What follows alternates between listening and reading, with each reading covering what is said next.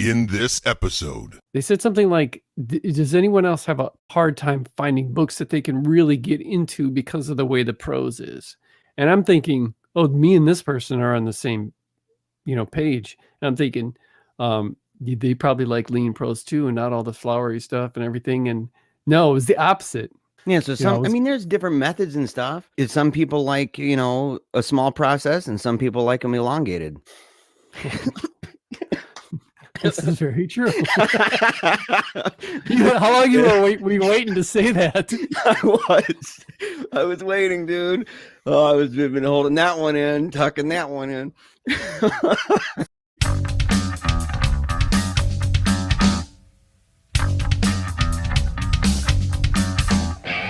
Welcome. You're listening to PaleoCheeze Podcast, episode 30 on writing.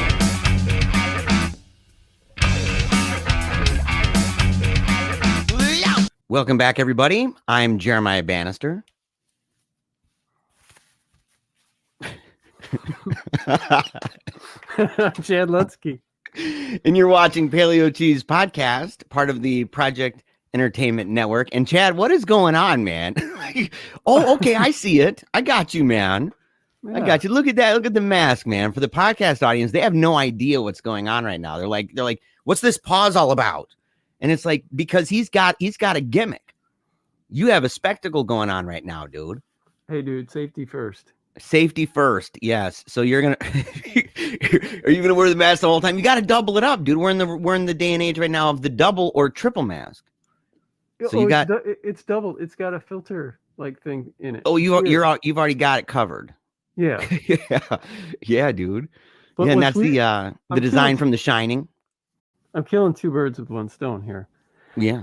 Because you and I noticed as I was on here, the lighting was making my mustache look like I had a double mustache on one side and that I shaved half of it off on the other side. A double mustache. Yeah, man. Oh, no. No, dude. Yeah, but the only problem is, man, is it makes you sound a little muffly. Does it? Okay, not that bad. I mean, you'd have to really just basically French kiss that microphone. All right. That's good. No, it looks like a manly stash right now. It doesn't look like a double mustache. It just looks manly. Like maybe it's a little bit buffer on one side than the other, yeah. Somebody who works out their right arm a lot more than their left arm. Yeah, a lot of those guys do that. Yeah, a lot of the guys. Yeah. So yeah, actually, my mom got this for me for my birthday. So really? She bought me a sweet long sleeve overlook hotel shirt too. Really? Which I'm not wearing right now. Dude, I kind of miss your mom. You know what I'm saying? Yeah. Yeah, I kind of do, man. I kind of miss your mom, dude. It's been how long, dude, since I've seen your mom? People are like, dude, what are they talking about? I've known Chad for a long time, and I've loved his mom for a long time. And I miss that lady. She's an amazing person. And it's funny because she always, maybe she just said it to my face, but she always, said I was kind of like a fun guy. You know what I mean? Well, actually, I have 3 moms.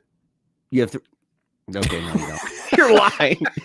You're lying. No, I do. I have my mom, Linda, and then my mom, bro. My other mom, Shaniqua. And then it's Ray Sean's mom. And then my other mom,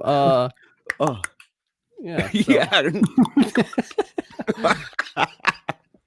No, that's harkening back to a couple episodes ago, and I blew your mind with my unbelievable mystery sister and brother. And dude, they're real. That's the thing. I can report to everybody right now who listened to that episode, and maybe you guys and girls, maybe you were left hanging and wondering, with a great deal of suspense, how did this end? Is it true? Is Chad trolling Jeremiah in real time? Like, what's happening here? I can tell you guys, it's real. He really does have this other brother and sister that all these years I just didn't know about. And maybe they're part of a long con too, or he just found some, people in some stock images and stuff and sent them, but they look pretty legit. Yeah. Man. So for those who are watching on YouTube, and see the mustache going on. Yeah, it's the lighting. I did not shave half of my mustache. Yeah. Dude, do you think there's anybody who's like, why would Chad shave his mustache like that? And they're like really thinking deep down inside, dude, that is exactly how you intended it. They're like, oh yeah, he's growing that one side out real strong. I don't understand what's going dude, the on. whole show. You may as well just go get a pair of clippers right now, dude. I'll cover for you, and we'll just talk. You're good. I'm gonna be distracted. Yeah. I look like like kids when they cut their hair for the first time. A lot of kids' first haircut is them doing it, hiding in the corner and snipping their bangs so they're all way up here and jaggedy. That's kind of what my mustache looks like right now. You could put that you could put the microphone up, dude, like a grill, you know what I'm saying? Like you got the old gold teeth thing going, and get that up there, dude, and so that way it just covers it up. Nobody'd even know. Right. Dude, that sounds really good, man. You should do that more regularly. That sounds really great. What, way up here? Way up there, dude. Yeah. Just like I said, dude, just French kiss that thing. It'll work. It'll work, Chad. Oh man. I missed you, bud. Dude, we haven't really talked to each other for a while. It's ridiculous, dude. It's offensive. It's a big time tragedy, dude. When we first started the podcast back in April or something, of 2020, we were talking several times a day for several months. Yeah. And then you got busy with your show, and you've started to forget about me. And then I mean you were doing your show every day, 5 days a week. So and I had been super busy with all of my writing stuff, but that kind of segues a little bit into what I wanted to talk about tonight. You recently made some changes. We won't get into exactly what you were doing, but you had a radio show that you were doing, and you've done that kind of thing a lot in the past, whether it be an actual like over the airways radio, or Access Vision, or like what you were doing just recently with your show that's being hosted and being blasted around. But you just went from doing 5 days a week to 1 day a week. Yes. Right. Yes. And one of those reasons why is because you were wanting to make some more time in your life for writing. Yes. So I wanted to talk a little bit about writing and kind of put you in the hot seat and hold you accountable. And I wanted to ask you, since you've made that change and you've allowed that time, are you taking advantage of that time? Yes. Yeah. Oh yeah. Dude, it's funny, man, because we don't talk a lot about what I do. I kind of, that's its own separate little world over there, and on purpose, in fact.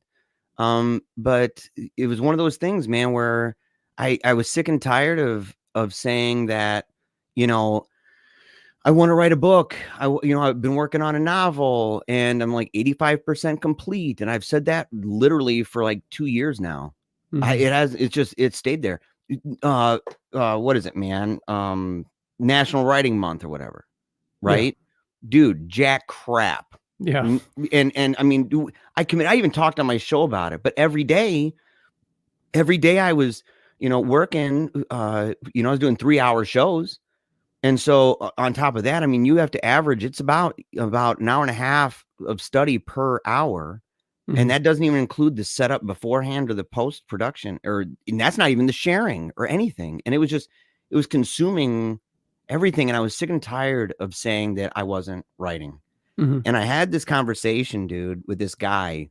He's kind of a mystery friend. And he was talking to me, and he told me in his opinion, and I think that he's got a lot of things that's correct, what he said, but he was wrong about something. I feel he said he believes that I'm an actor, like just my personality. Like what do I do? How do I get into kind of a state of mind when I do what I do for hours at a time, theatrical and everything, right?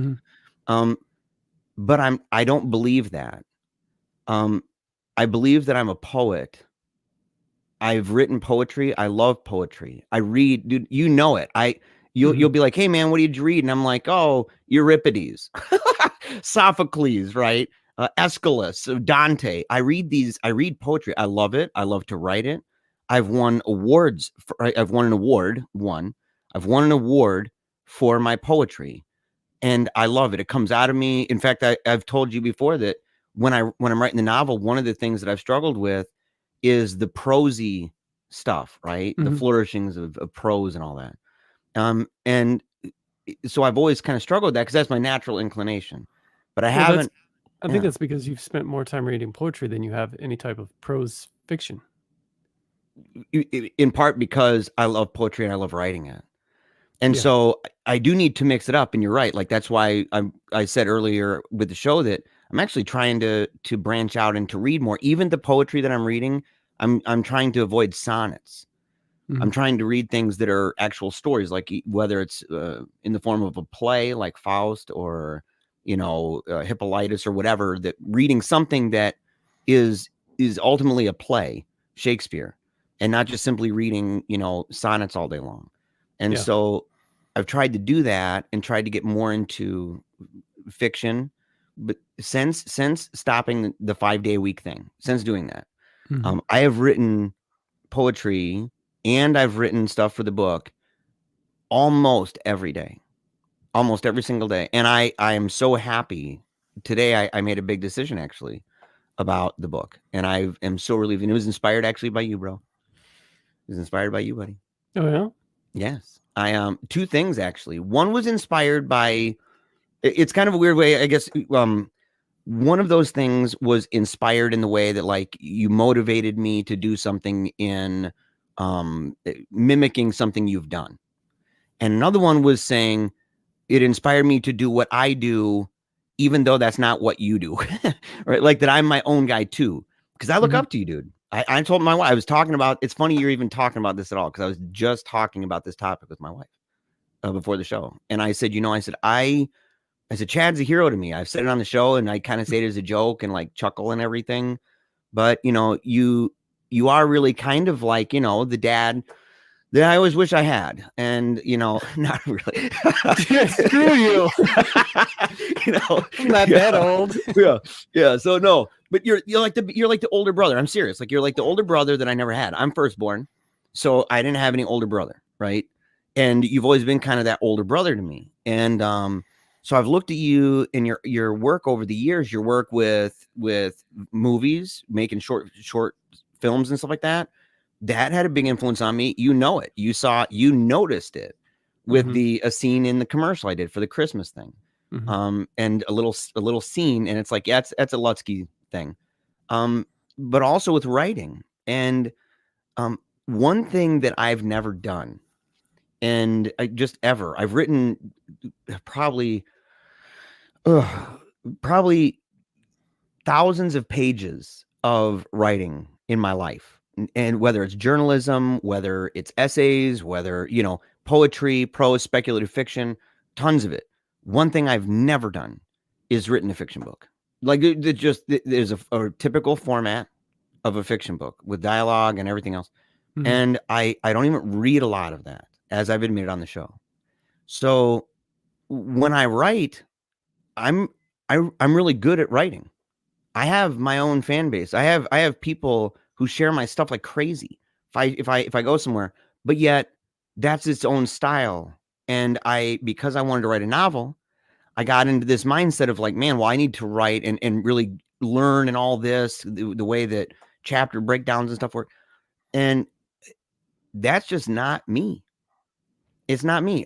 I'm not, there's things that you do that are so good that, that blow my mind. And I've compared it to Hemingway, where I've said the way that you're able to sum up really, really, really just feelings and images that are pregnant with meaning, that you're able to do that with hardly any words at all. And it's remarkable, in fact, and it creates a certain style that you can read your book. Even if you try to hide it, dude, people are going to be like, well, I think that's maybe some Chad Lutzke stuff. And so, but with me, I'm not that. I don't do that. I am the flowery guy. I'm the guy who likes alliteration. And for a long time, I was trying to be like, well, I need to get away from that. And maybe I need to fit into this mold that was in my head on what I should do. And I came to the conclusion since stopping the show, I said, no, I need to write like I write. I am proud of my writing. Yeah. I love my writing. I love my audience. I'm happy that I got an award. I've saved the pictures, dude, of getting that award. I have the award in my home. So I'm like, I have people that love what I do. They want that to be out. They want it to be me, what they've come to know as me. And the last thing, and this is inspired by you in a good way, that says this is not to do something other than what you do, but something that you have given and blazed a trail for me, is to say, I'm really good at writing chapters that are like 4 to 6 paragraphs long, 8 paragraphs max, something like that. I'm good at writing. I could write a chapter, dude, that's 1 paragraph that's mega dope. I can do it. But I've gotten in this mindset that says I got to write this, chapter in the typical way that I think when I think of chapters that I've read in fiction books, where it's multiple pages and, everything else. And I'm like, no, because it's like a whole different thing for me, trying to connect them together. And, even if it's just self-imposed, right? To break free from that and say, I'm just going to write serials of parables and these amazing things, these stories, these situations and episodes that have significance and meaning, not just to the sequence of the story, but have something deep within, a moral lesson that's different from the other ones that I'm selecting, and to put them together. And there would be no dramatic disconnect, but people would have to fill in the blanks. And I'm like, but that's what you do. And it's from Skullface Boy, homie. Skullface Boy, dude. It's my favorite book you've ever written. I've said it before. I've said it many times. And in that book, I was blown away. And I even mentioned it to you, how you had it, like, there's a couple chapters, dude, they're like 2 paragraphs long. Yeah. Yeah. It was like super short. And I was like, whoa, dude, what the heck is this? And I was blown away. And never one time did I think like, well, how did he get from there to there? Because I knew he was on a journey. And I didn't need all those details, man. Yeah. And it wasn't all in front of my face. And so that's a long way. And I know we're going to edit probably a lot of that out. But the truth is, it's been really great, dude. And it's been great to be away from that stuff and to kind of find my muse, man, and to be super pumped and writing the best. I'm writing the best that I've ever written in my life. And I am so happy about writing again. And I really meant it. And a couple people have read some of this. People really like prosy things. And they were like, they understood what I meant on one of my last shows that was a weekly daily show, where I said, if you really want to know me, you have to read me, because that is true. Because at the core of it, I don't believe that I was made by God to sit in front of a camera on YouTube all the time. No offense to this show. I love the show. In my own show, I'm saying in my own, like, I don't believe that it's like, oh yeah, well, that's what I'm supposed to do with my life. I really do believe that I should write. That's why I went to school for it. And that's why I've loved doing it my whole life. And I love coming back to it. Well, that's awesome. Yeah. And thank you for the kind words. Going back to the paragraph thing. I think I learned that from, and it wasn't that I was trying to copy anything. It was just like, I see those short paragraphs as like quick edits in a film, where when there's a quick edit of something, it gives an emphasis like this, either hilarious period or dramatic period at the end of whatever you just saw. So a quick edit can make you, if it's quick enough and stops abruptly, it can make you laugh, because it gives you this moment to digest it, and it's just gone. And so short paragraphs and short chapters, and when I say short paragraphs, I mean like paragraphs that are 1 word, 2 words. Yes. They have I don't know if it's technically a paragraph, but it's a sentence. Jesus wept. Yeah. Has a lot of impact because it is only 2 words.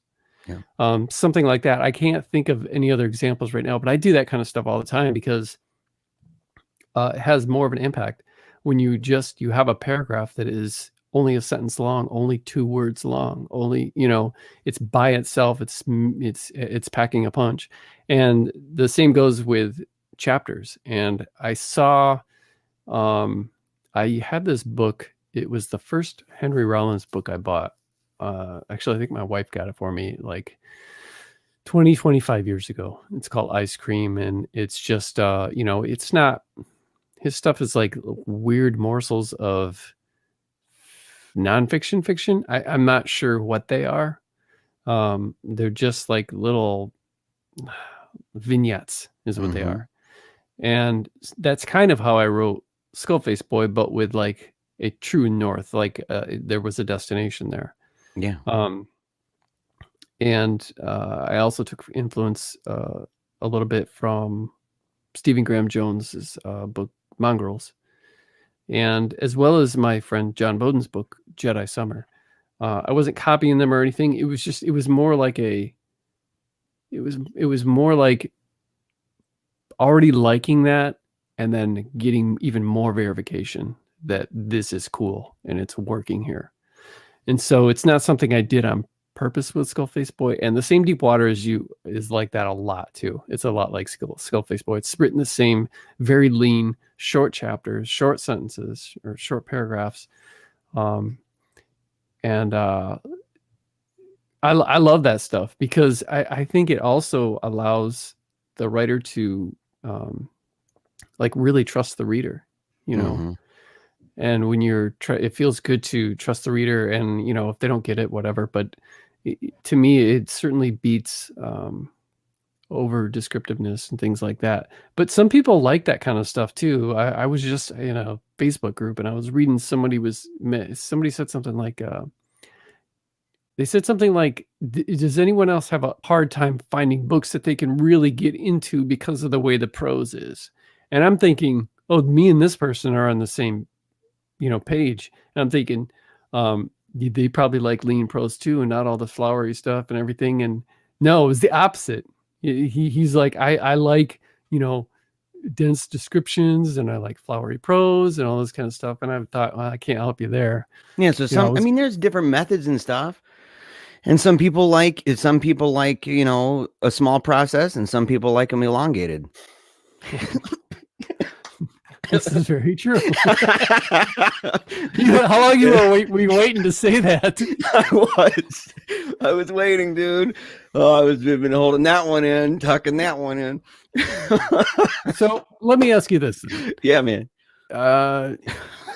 So right now you're working on, I don't know what you're working on lately, but I know that, you were referring to for the last couple of years, being 85% done with a book. And for those who aren't familiar with the times that we've talked about it on here, you are writing basically I don't know how much fiction is in there, but a nonfiction book on the real life events of your daughter's struggle with cancer that she ultimately lost, and her going through that, your family going through that. And I know I haven't read it, but I know that it's not some kind of step-by-step procedural type thing. No. I know that you've spruced it up, for lack of a better term. No, it's I don't know what the right way to put it. It's gonzo. It's gonzo. Kind of fantastic. Okay. Yeah. As a literary device, it's gonzo in that, it isn't always factual, but it always tells the truth. Mm-hmm. And so there are things in there, when you deal with people when you have a kid with cancer who's dying and she's a superstar and she's this amazing person that's inspiring people everywhere, you're going to have a bazillion really cool folks. And there's going to be a lot around her and a lot of really amazing things that are said and done. But when you're writing a book, you can't, you get lost in the weeds, man. If I write down all the names, and when I first started, I was kind of writing to them. You know what I mean? Like there's a term for that where you're writing to them. And I thought, and in fact, you asked me about it. You said, are you writing for them or are you writing for a broad audience? I'm like, I'm writing for a broad audience. But you pointed out that was actually in my my mind. And I could look in my notes as I had stuff laid out that I had like a bazillion names, dude, page after page of people and what I wanted to say. And I'm like, it's imagining reading it and getting lost and being like, which one's that person? So I make composites. So I've got people who are composites, right? That will take on the burden of being a whole bunch of people. But for the sake of the story is one. Or because there's a true north, like with Skullface Boy, even though in real life, because life doesn't work out, the plot structure of your day-to-day isn't like a book per se, it's, a story, that some of those events in our lives, I have moved to different places, but not in any way that would actually like change the reality of a situation. So like, let's say something I experienced or something I thought may have happened later in reality, but earlier in the book, but it doesn't affect anything. It just keeps for the flow of the story. So it doesn't actually like change any detail that's really important. It just keeps the flow and dimension of the story going. And so sometimes that takes place. So there's a little bit of a Mr. Potato Head a little bit with that, but it's a true story. I wasn't walking around with a recorder recording all of the quotes and stuff. So there are things that my daughter or myself or my family that will say that wouldn't have been verbatim, but I'm not putting stuff in their mouth. I'm not sitting there going like, well, I need to create this device to make, to keep it going. I don't do that either. I try to be the best I can, true to their thoughts and true to their personalities and everything and what they said during those times to the best of my ability. But yeah, it's kind of like that ice cream book. I'm actually kind of fascinated when you said that, because they are like little vignettes all put together, and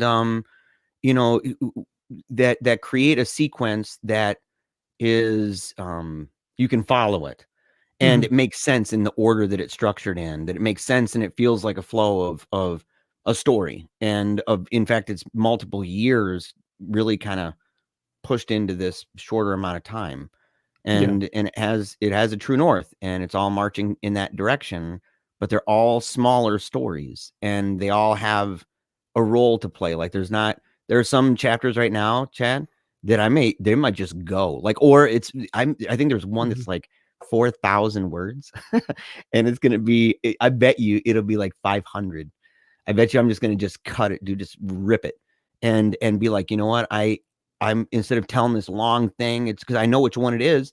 It's one of the eating ice cream, her eating ice cream and having these hypothalamic storms, which are like seizures, extremely intense moments and a lot of pain. And I get in the face of some nurses and they're like crying and calling doctors like 3 a.m, putting their jobs on the line for us, man. I was radical, but making that and just crunching it down into 2 smaller ones that are short to just get the point that, the fun of the ice cream and the intensity of the hypothalamic storms. I don't need to do a bazillion things in between. And so it's kind of cool you mentioned that ice cream book and the way you described it, because that's kind of what I'm trying to get at with mine. And it's made it a lot easier because everything I've ever written is not only in that style, but is in that length, and because of that, I have a whole new degree of confidence that I'm not experimenting with something I've never done and hoping I do my best. I'm saying I'm actually pretty good at this and I've done it for a long time. And I know this story like the back of my hand because I lived it, and it'll never leave me ever.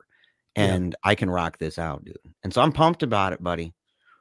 I can relate a little bit to what you're going through with trying to decipher, even though this is true, is it going to feed my story? Because you're looking for a broader audience and not because you're like, if you were writing this for you and the wife and everybody involved, that would be different. It would just be kind of an homage to everyone involved rather than I want to entertain or teach people with this book and keep their interest. And because of like right now, I'm nearing the end of a book that I have coming out in March. I'm not even done with it yet. I've got the cover done and stuff, and it's a prequel to The Same Deep Water as You. And I know you haven't read that, and I know you've heard me talk a lot about it. I told you that's the one I want to read. Of all the Yeah. ones that you've written, that's the one. Because I a little bit of the backstory, but keep going. Yeah, the Same Deep Water as You, I didn't market it as like autobiographical, but 95% of the stuff in the book happened, with the exception of a couple of major things that just made the story better, And I'm doing a prequel right now called Slow Burn on Riverside, and it'll be out in March.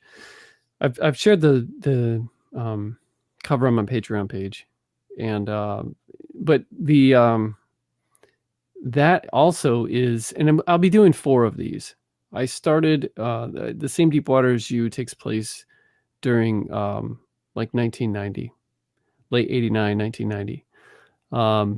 And then this one takes place the year before, and I'm going to do this until between 86 and 87, when I was 16 and 17. And they are all full of kind of life lessons. The reason why I'm going backward like that is because I wrote the first one not realizing I was going to write the other ones. So but they're all standalones anyway, and I'm doing this one. This has a lot more fiction in it, but I'm recalling different stories, different people from my life, different events that happened. And the reason why I was kind of comparing it to your thing is because I will write something down and then later realize I don't really need to have that in there just because it happened that exact way.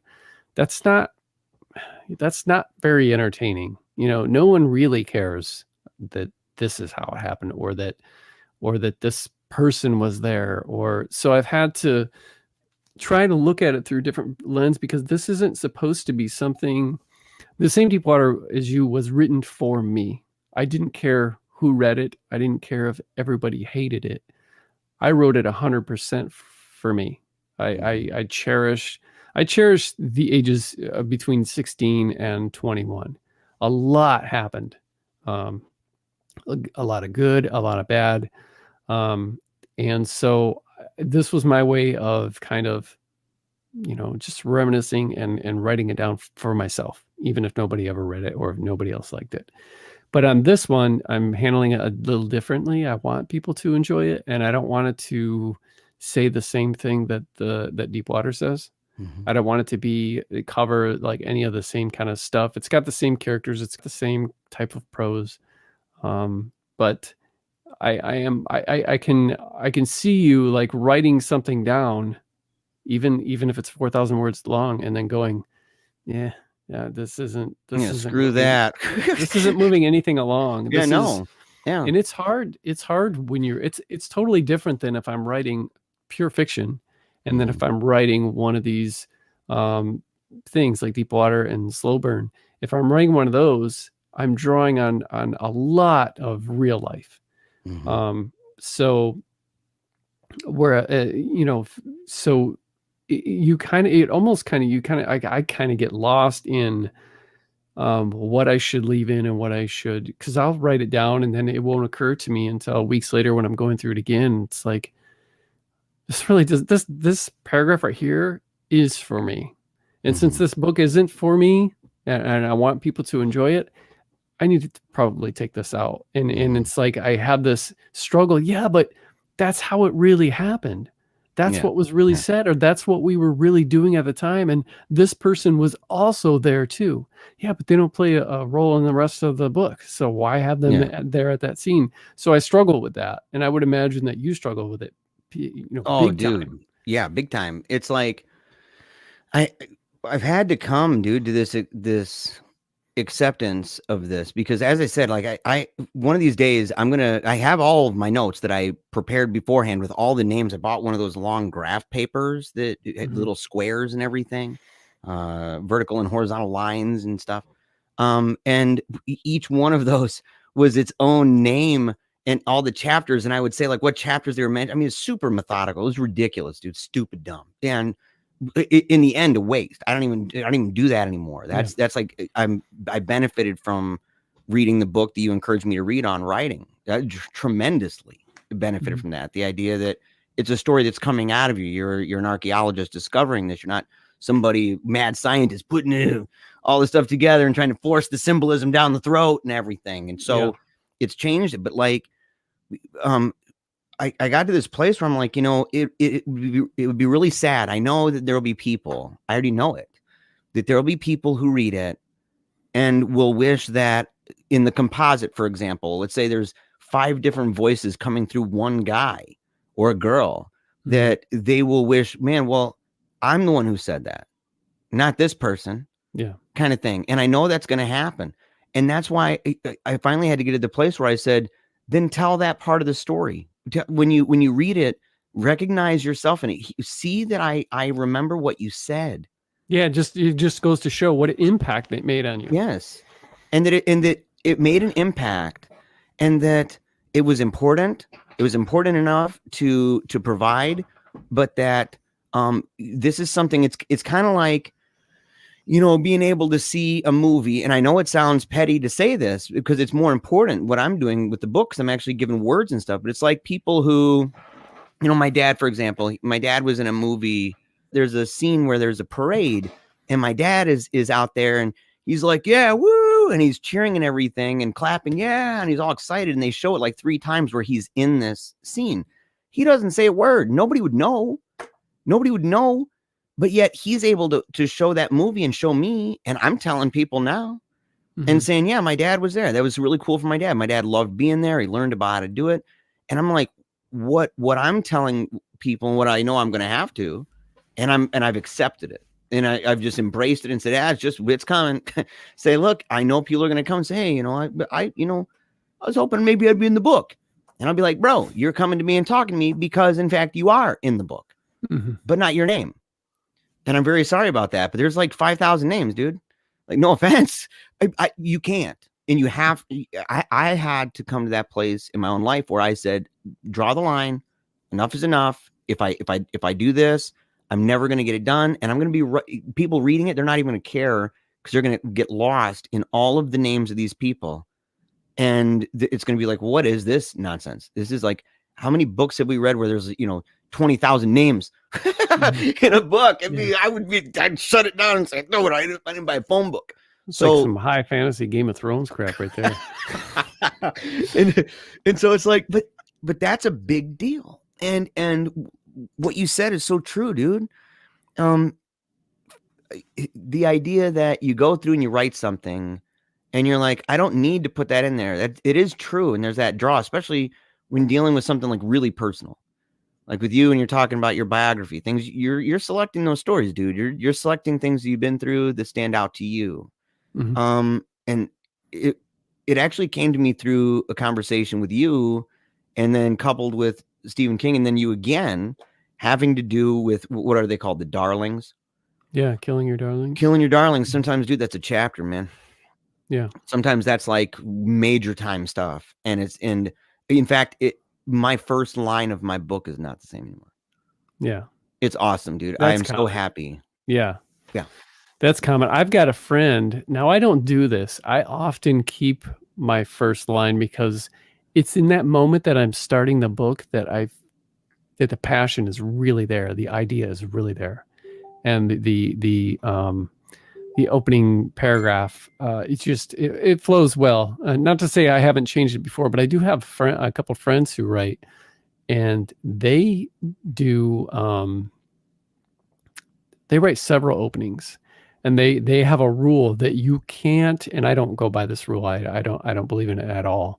But that you can't. The first paragraph that you write, you can't use, because it's not going to be the best one that you can come up with.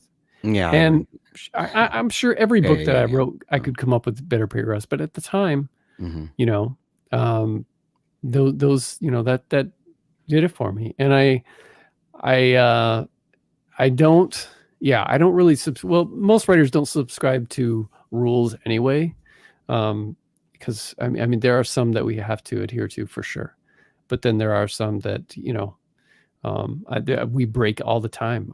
Starting sentences with and or but, or having, like 2-word paragraphs and things like that. Yeah. I believe, by the way, very strongly in starting sentences. I have no problems at all with starting sentences with and but. Yeah, no. Well, I no. do. Yeah, you got to do it. I mean, that's just, I read too many great writers, dude, who do that. And, the English language is far more forgiving and flexible than a lot of editors would like to believe.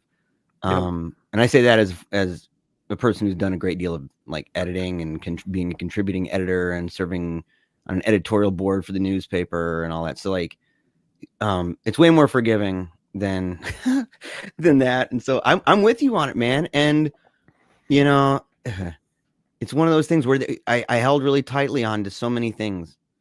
And it wasn't just I was kind of doing what I was fearing other people would do, and what I anticipate some doing. And that is like holding on to things that aren't really important for me to hold on to because they're my own darlings. I have my own involvement with the story too. And for clarity's sake, man, like, yeah, the story's true. It's got true people in it. I mean, we're all real characters. I don't create a single fake character. There's no fake person. Every person is real. And every event or place we went to is real. Every phrase or conversation we had almost is real, but there are fantastical sequences, even dreams in it, that are, I mean, wild and crazy, in fact, and almost apocalyptic in a way, almost like mythical proportions and stuff. And so I have that in there too. And it's been one of those things where just getting to that place where it's like, even some of that, like there was a time, and I'll just say it because I'm not going to do it. There was a time where I was really, really intent on making it so that one of those sequences was involving this elaborate thing of being in a desert, because I was in Palm Springs and I actually got hit by a door, hit my arm, and it really injured me. I mean, I ended up having to go to therapy and stuff. And in the story, I fell down and I'm laying there and I hear that the cancer's come back, right? And I'm not even in Michigan. And I basically essentially pass out. I mean, it's like I'm laying on the ground staring up and there's a windstorm, which is true. The sandstorm is crazy. But I pass out, and in this visionary state that I'm in, I meet Hades and his, so I meet Hades, and I go on this kind of journey, and there's all this symbolism and stuff of the armor, and I go to a ghost town, and then, the whirlpool. It was just all this stuff was in there, right? And it all plays in. It's all symbolic. It all has meaning. All of it is stuff that I felt or stuff that I thought while I was going through all that. But one of the things, and some of that's going to stay, but one of the things that I wanted to include in that was that I wanted Hades, I wanted him to all of his lines to be, and I don't know the proper way to pronounce it, if it's Tirza Rima, the Dante, the way that the rhyme scheme and the meter and stuff that Dante uses in his Divine Comedy. People might not know this. That's really freaking hard, dude. That's like another level, man. And guy's a genius. It's extremely hard, especially in English. It can be really, really difficult. And so it's not as hard as in, let's say, Italian, for example. But I was really intent, dude. I was studying it. Of course, I was reading Dante a lot and stuff, and I'm going through, and it was just this great idea. It sounded awesome. And I was really just like, man, I need to do this. And dude, it was debilitating to the point that was that whole idea, and committing to that idea of working and trying to start something that I never had done in my life and wanting to do this grand thing like that. That was when I stopped writing. And coming back, I said, I ain't doing it. I ain't doing it, dude. I can write poetry, man, but Dante's Dante. I'm leaving Dante, bro. I'm leaving. Saying you can be yourself, man. I'd love to write something like that one day, but not right now. I'm on a mission, and you got to let some stuff go. So, okay, when you're done with this, and I'm assuming you're going to probably be done this year. Oh, I'm going to be done within a couple months. Like, nice. Done enough that I can send it to people who are actually waiting right now. Yeah. Right. Yeah. Okay, so when you're done with that, you're probably going to be excited about finally be done with that and maybe dipping your toe into some, let's say, I mean, I know you like to write, you're interested in politics, you're interested in journalism. Yeah. But is there a genre of fiction that you think that you'd be good at, that you haven't pulled the trigger on, that you would be interested in doing? Horror. Yeah. Because I'm terrified. Yeah. Because I just have to write of the things that scare me. And like, why? Because I mean, they might be silly. Like people be like, really, you're afraid of that and that and that. But dude, if I fleshed out like what in my head, what I'm thinking about those things, that's not like unreasonably scary. That's like, oh, dude, okay, that's what you're thinking. I mean, maybe you shouldn't think that way, but boy, oh, I'd be scared if I was thinking that. And so I'm like, and it's one of my favorite parts, dude, was writing the frightening parts of the chapter in my book where we went over to the Doctor Who experience, the museum. It's not there anymore, but it's pretty creepy, dude. It's creepy. You go in there and my daughter loved that stuff. She loved the creepiness of it. And so when I was writing it, I was really trying to preserve that and to preserve it and to really heighten that sense of fear and the spectacle of the rooms that we were in, to really heighten that. And it was pretty awesome, man. And I really enjoyed it. And it also kind of throws me back because I grew up when I was little. One of my favorite people to read was Edgar Allan Poe. And so I loved reading because I loved being scared by him. I still think that of Sherlock Holmes, some Sherlock Holmes books, man, dude. I'm reading that at night by myself. I'm like, dude, homie, it's good. It's good writing, right? It can spook people. And I like that. I like being able to do that. And I've really enjoyed being spooked by you and all your crazy, ridiculous friends and all the movies you guys want to watch and all this stuff. And so I've been spooked, but that would be one that I'd like to do, anything.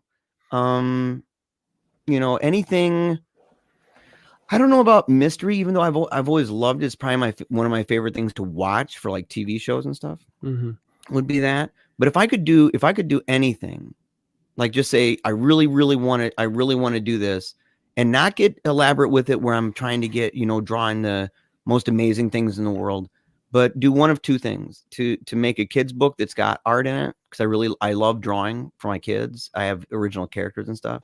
But I also have original characters that when I was in high school, I made comics, and even back as far as 7th grade and stuff like that, I was already doing political comics in like 7th grade.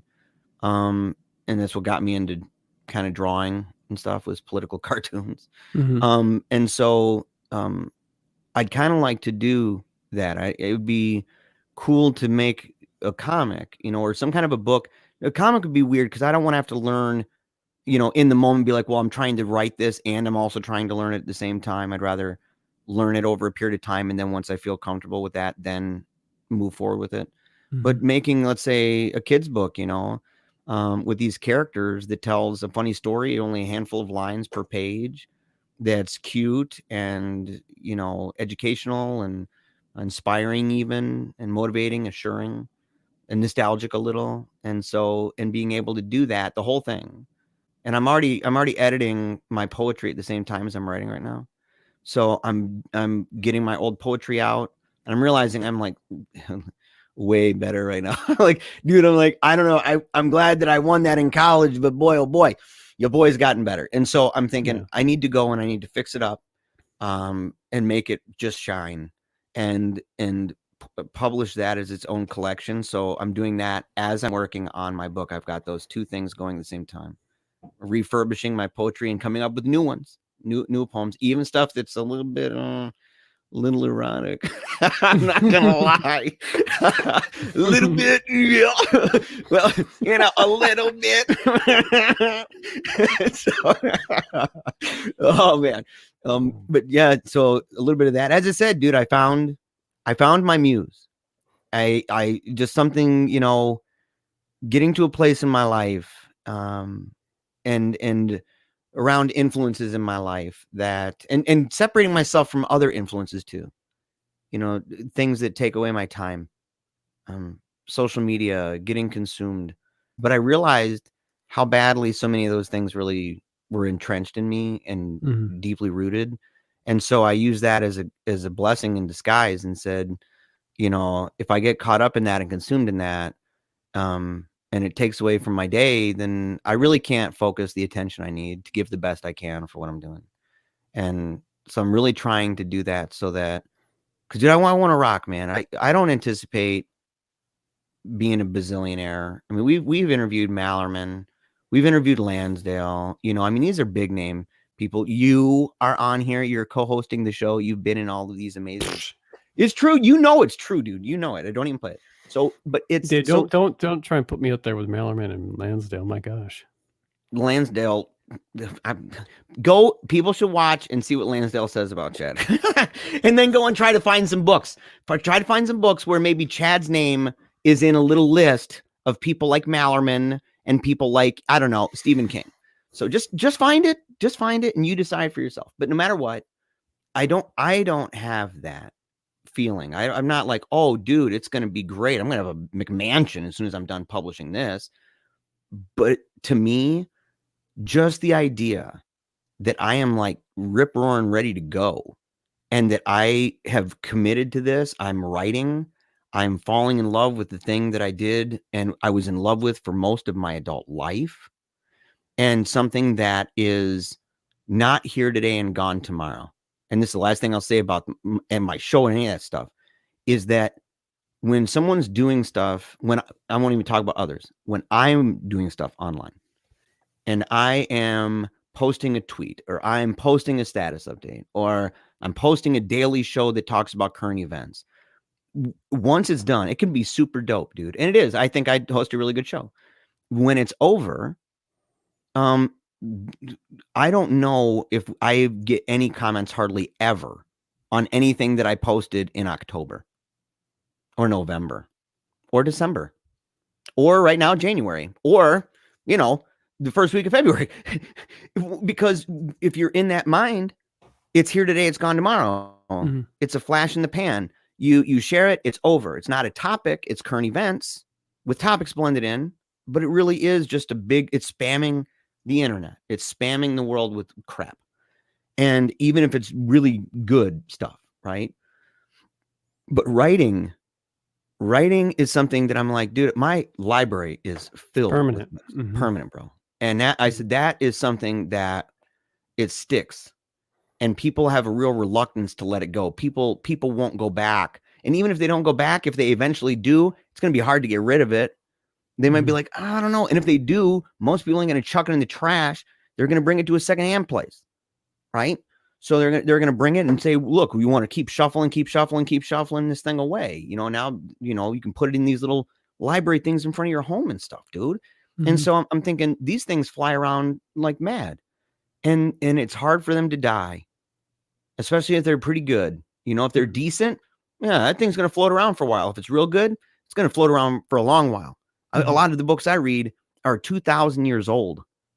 And I said, they're still Marcus Aurelius's Meditations, mega dope, a mega dope, 2,000 years old, dude. And I said, I want that for Jeremiah Bannister. I want that for my family. I want that for myself. I think that is showing myself respect, and it's showing God that I honor the gifts and talents that I believe God gave me. And I'm trying to make best use of my time. And so my book's coming.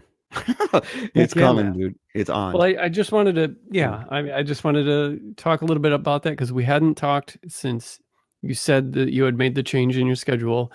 And I just wanted to encourage you and try and throw some inspiration your way and to get you excited if you weren't. And I'm glad to hear that you are, and you have been, and you've been, you know, disciplining yourself and stuff. And because it's easy to talk about wanting to write a book and wanting to, people reach out to me all the time about advice. And first thing is like, you just start, you just kind of start doing it. You know, you can't talk about it for years and how you want to be a writer and you're an aspiring writer, but you're not writing.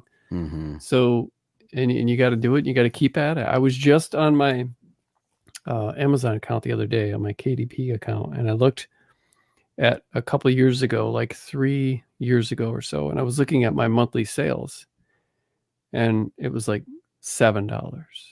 Mm-hmm. And I was like, I really got proud of myself because I was like, wow, I didn't give up, because I wasn't making anything for Mm-hmm. years. And I'm still at a point, I'm not making a living, but instead of making, single digits, I'm making well over triple digits in monthly with writing. And I was kind of proud of myself because that I didn't, and I think it was perspective, because when I first sold my first short story, actually I didn't even sell it. I just got accepted into a For the Love anthology in like 2014. And all I really wanted was to be published once, even if it was just a story, so that I could have that anthology or magazine or whatever it was on my bookshelf so that my kids could have that. And I'm looking at my stuff now, and I have dozens of books up there now. Dude, you gotta tell everybody where the new language, bro. The what? Your book? Yeah. Yes. The Skullface Boy? Yeah. No, which one? It's what language? Just recently. Well, I just signed 2 contracts recently.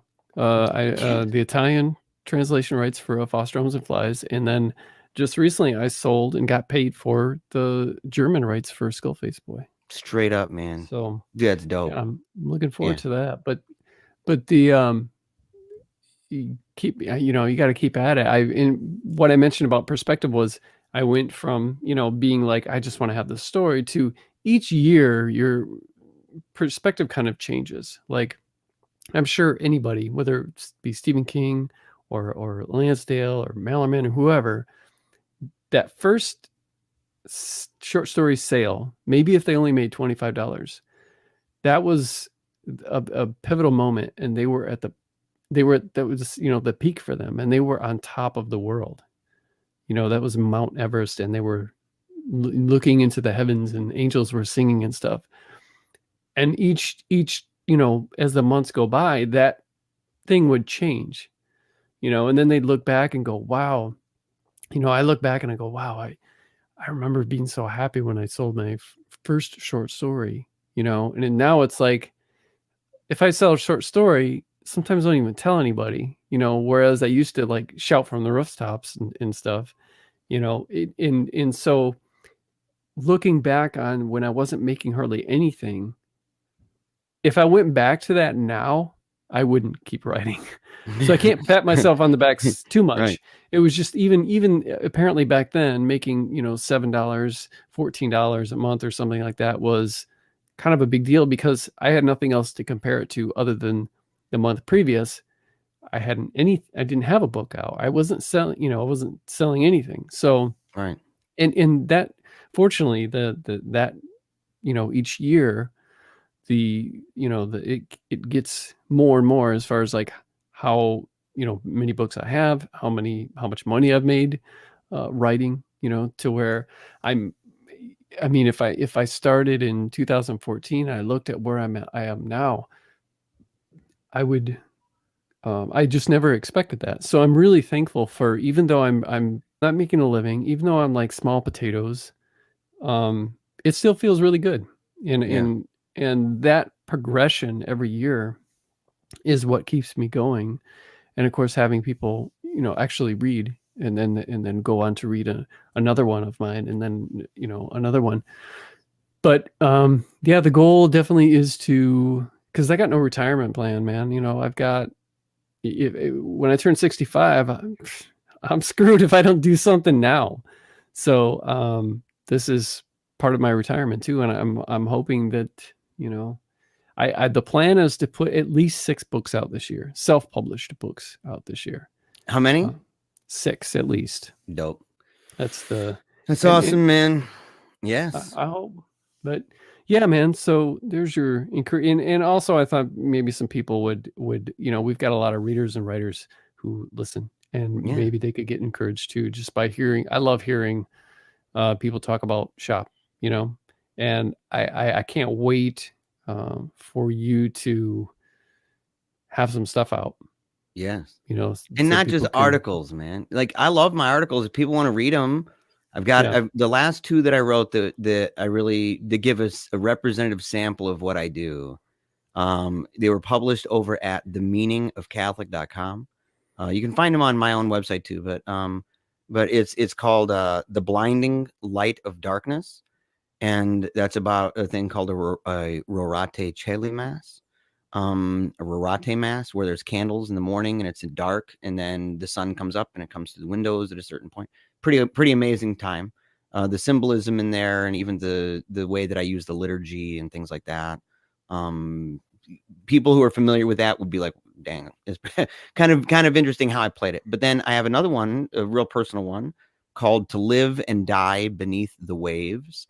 And it talks about lessons that I've learned from the sea, and how that affected me with my daughter and with my faith. And so both of those things, kind of speculative, and a lot of rich imagery, even kind of pastoral in a way, but it's not preachy at all. Like I'm not like, it's a story ultimately. And so even for the sites that I write for, they're like, you're a little idiosyncratic. Like you're the only guy that's writing like this on our site. Like other people are writing, just kind of, well, this is what the belief system is, so and so on. I'm telling stories and stuff. And so with that, I have a lot of that out there, and I have poetry out there, but nothing that's in a bind, dude. Nothing that's got covers, nothing's got my name on it, man. Other than the literary journal that I was published in, the intercollegiate journal that I was published in. It was published in 2, and got an award for one of them. Made like $5,000 for one. And so like I have selections in that, but other than that, I don't have any book to say that that's mine. That, hey, you want to buy my book? Go over here and check it out. And so I hope people are inspired too, because dude, it's been a long time coming for me, and it's different for everybody. But learning from people on this show and hearing their stories, and then hearing you and seeing you, not just hearing, but seeing, and saying like, you'll call me and we'll talk about, the deal where somebody buys it for German or Italian or Russian or whatever, all these different places. And you got this short story you're working on. You got this over here that you're working on. And you got all these things. You got your little post notes, sticky notes. You got to, when you're done with it, you switch them out. I know that's part of your life, dude. And I see it. It's not talky talk on a video. It's like you're really sitting down and you're cranking that bugger out, and you're doing it all the time, and you're constantly setting that bar a little bit higher, a little bit higher. I even know the work that you put into getting that out there so that people even know about it, and that they can connect with it and promote it as efficiently as you can, as effectively as you can. I know the time, and even a little bit of the money you put into that. And so to see that it's not just words, it's action. And it's been really, really encouraging, and kind of with that, along with other things, getting me to a place where I really was at a crossroad, and I had to make a decision as to ultimately, dude, more than anything else, what I am, and what am I? And if I'm doing something that's not what I am and what I was called to do, and what my vocation, my calling is, if I'm not doing that, then what the hell am I doing? Like, why, how dare I do that? Like, I believe in that. And so I said, if I'm not destined for that, I ain't playing that game. I'm not playing, footsies and pickup sticks with my butt cheeks and crap. Like, I am being serious about what I'm supposed to do with my life. And I'm really grateful for influences like you and people on the show, and the muse in my muse. So, yeah, man. Yeah, well, man. So stay tuned for Jeremiah's book when it's out, whether that be this year, next year. We'll be advertising. We'll be talking about it where people can get it. So if they want to reach out to us and send us free money or whatever they might want to do, where can they reach us at? They can reach us over anywhere online, PaleoCheeze. And so you look up PaleoCheeze with a Z. You can find us, email us at Gmail. You can find us on Twitter. You can find us on Facebook. You can find us on Instagram. You can find us at Acast. any of the major podcast platforms. What is somebody's reaching out to you by phone? They're dialing PaleoCheeze right now. Yep. Like, I'm like, what is that noise? That is my dad. But that's how people can find it. YouTube, you may be watching it there. But listen, dude, before we leave, there's something, dude, that I have to say. And so I need you to close your eyes, Chad. I need you to close your eyes, buddy. I want all of our listeners, dude, just close their eyes, okay? Just really get into it, dude. Are we going into the cave? Happy birthday to you. Oh, jeez. Happy birthday to you. Yeah. Happy birthday, dear Chad. Happy birthday to you. Thank you, man. Yes, your birthday's coming up, dude. You're gonna be Yeah. what? You know, Tomorrow, 63 February years old, 13th. 64. Oh gosh, no. You're an ARPer now, dude. You're an ARPer. Oh no, dude. I love you, man. And it's it's your birthday tomorrow, and I just thought, I said, you know, Jeez, I better call my dad. He's probably wanting to wish me a happy birthday. yes. tomorrow. All right, man. Well, that's a good way to end the show, dude. Go talk to your dad, buddy. Yeah. All right, everybody. Have a good one.